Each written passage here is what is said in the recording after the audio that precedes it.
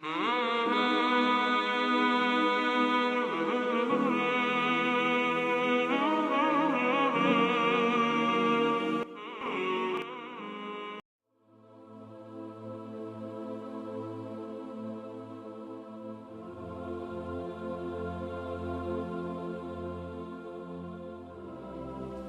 Messenger ﷺ says in the authentic hadith, when it's the first night in Ramadan,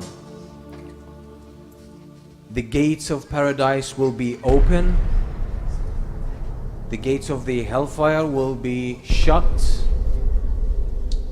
and the shayateen, the main leader devils, will be chained and locked down. And this is not mere symbolism, this is truth. This is true. These things happen in the world of the unseen. So the world changes. In Ramadan, the world changes. Shayateen, the most influential of shayateen, the most destructive of shayateen, will be locked down. They won't be able to travel around and affect people as they used to do outside Ramadan. So they're chained. They're limited. The gates of paradise will be opened. They'll be wide open. And this has an impact on us. It has an impact on us. The dynamics of what happens in the world change. The gates of the hellfire will be locked. They will be locked. And this will have an influence on us. The scholars of Islam are agreed upon a fact that we humans have two natures. Two dual natures. One is spiritual, that's our soul. That's our soul, that's the invisible part of who we are. And this has a life of its own. And there is the visible side of us, which is the physical side that we can see and touch.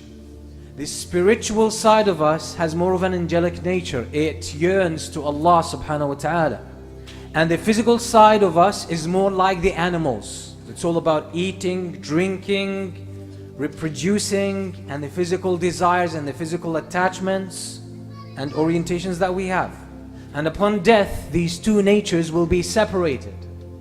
The soul will depart the body. The soul is part of the world of the unseen. We can't touch it, we can't smell it, we can't taste it, we can't even hear it. That's the soul, but that's who we really are. حَقِيقَةُ الْمَرْءِ نَفْسُهُ, as the scholars say. The reality of a human being, the essence of a human being is his soul. Because when the soul departs the body turns into a corpse, turns into pieces of flesh and bones that will decompose. It has no life of its own. So the spiritual nature of us is part of the unseen. It feels things that happen in the world of the unseen. So when the gates of paradise are open, this impacts our spiritual nature. This impacts our spiritual nature. When the gates of the hellfire are locked, this impacts our spiritual nature. Some part of us feels that. The Prophet ﷺ says in the authentic hadith, which is in a Sahih, ما جلس قوم في بيت من بيوت الله يتلون كتاب الله ويتدارسونه بينهم إلا نزلت عليهم السكينة وحفتهم الملائكة وذكرهم الله في من عنده. Any group of people who gather together in a masjid, in one of the houses of Allah, they recite the book of Allah, the words of Allah, and they study it. Except that serenity, peace and tranquility will descend upon them.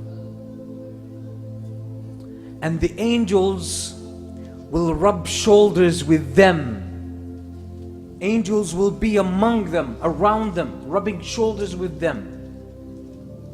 And Allah would mention them to the highest ranking angels.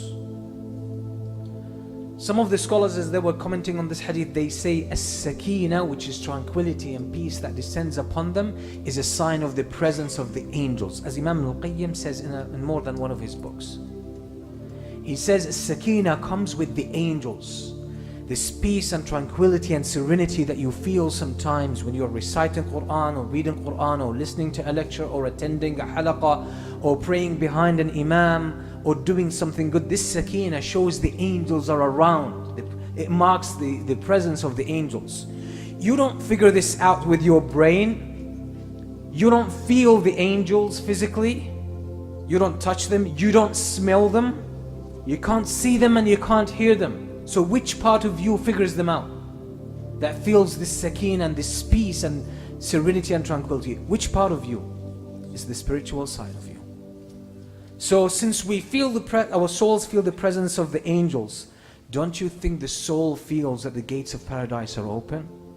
The gates of the hellfire are locked, the shayateen are locked down?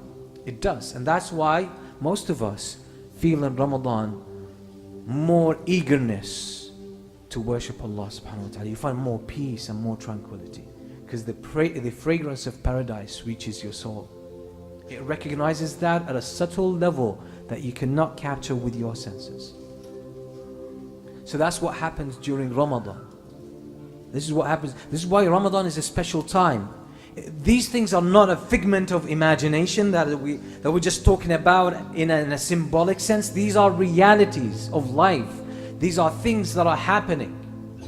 So when the first night of Ramadan, the dynamics of the world change and your soul responds to that. So this is why Ramadan is a point for us to really upgrade our iman, upgrade the level of our taqwa and connection to Allah subhanahu wa ta'ala.